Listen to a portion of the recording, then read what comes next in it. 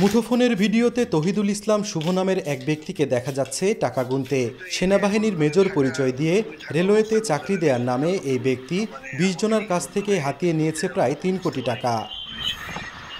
ভুক্তভোগীদের অভিযোগ, ঢাকায় রেল ভবনে কর্মরত অর্থ বিভাগের যুগ্ম মহাপরিচালক নজরুল ইসলাম অনলাইনে একটি ভুয়া নিয়োগ বিজ্ঞপ্তি দেন। সে অনুযায়ী রাজশাহী থেকে আবেদন করেন চাকরি প্রত্যাশীরা। এসব চাকরি প্রত্যাশীদের ঢাকায় নিজ দপ্তরে লোক দেখানো লিখিত ও মৌখিক পরীক্ষা নেন নজরুল। চাকরি পেতে ভুয়া মেজর তহিদুল ইসলাম শুভ ও তার স্ত্রী ভুয়া ম্যাজিস্ট্রেট পরিচয় দেয়া মুক্তা পারভিনের সাথে যোগাযোগ করতে বলেন। কৌশলে তারা চাকরি দেওয়ার নামে ৩ কোটি টাকা হাতিয়ে নেয়। পরে তাদের ভুয়া নিয়োগপত্র দিয়ে বিভিন্ন জেলায় পোস্টিং দেয়া হয়। ৩ মাস চাকরি করার পরও কোনো বেতন না পাওয়ায় সন্দেহ হয় ভুক্তভোগীদের। এরপর খোঁজখবর নিলে প্রতারিত হওয়ার ঘটনা বুঝতে পারেন তারা। নজরুল সাহেব আমাদেরকে হলো যে টোটাল নিয়োগপত্র উনি প্রদান করে, এমনকি আমার ইন্টারভিউ উনি নেয় ওনার রুমে। সে বলে যে প্রজ্ঞাপন জারির মাধ্যমে মাস্টার 2 বছর নিয়োগ দেখাবে, দেখানোর পর প্রজ্ঞাপন একটা জারি হবে, ওই জারির মাধ্যমে আমি তোমাদেরকে নিয়োগ দেব। বিভিন্ন সময় বিভিন্ন জায়গায় তারা পাঠায় যে তোমাদের পোস্টিং এখন পাকশিতে না, এখন চিটাগাঙ্গে। আমি 12 লক্ষ টাকা দিয়েছি, 1 বিঘা জমি বিক্রিকে আমি টাকা চাই। 1, 2, 3 ঢাকায় জমি জিতে নিন 100% ক্যাশব্যাক সহ 20 কোটি টাকার পুরস্কার।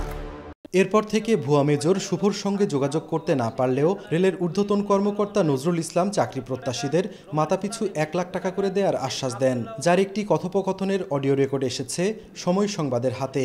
অথচ তাদের কাছ থেকে নেওয়া হয়েছে 15 থেকে 22 লাখ টাকা।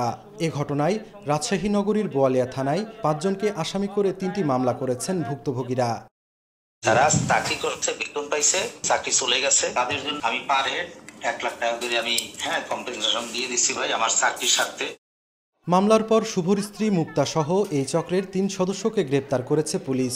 বাকিদের গ্রেপ্তার করে তদন্ত সাপেক্ষে আইনগত ব্যবস্থা গ্রহণ করার কথা জানায় পুলিশ। যে লোকগুলো তাদের দ্বারা শিকার হয়েছে তাদের টাকা আদায় করে দেয়া বা এই মামলার মাধ্যমে সেই সুবিধাটাও কতদূর দেয়া যাবে সেটা আমাদের আসলে এটা আদালতের বিষয়। আদালতের সিদ্ধান্ত পেলে তখন আমরা সেই ব্যবস্থা নিতে পারব। এ বিষয়ে জানতে রেলওয়ের অর্থ বিভাগের যুগ্ম মহাপরিচালক নজরুল ইসলাম ও ভুয়া মেজর পরিচয় দেয়া শুভর মুঠোফোনে কল দেওয়া হলেও তা বন্ধ পাওয়া যায়। সাইফুর রহমান রকি, সময় সংবাদ, রাজশাহী।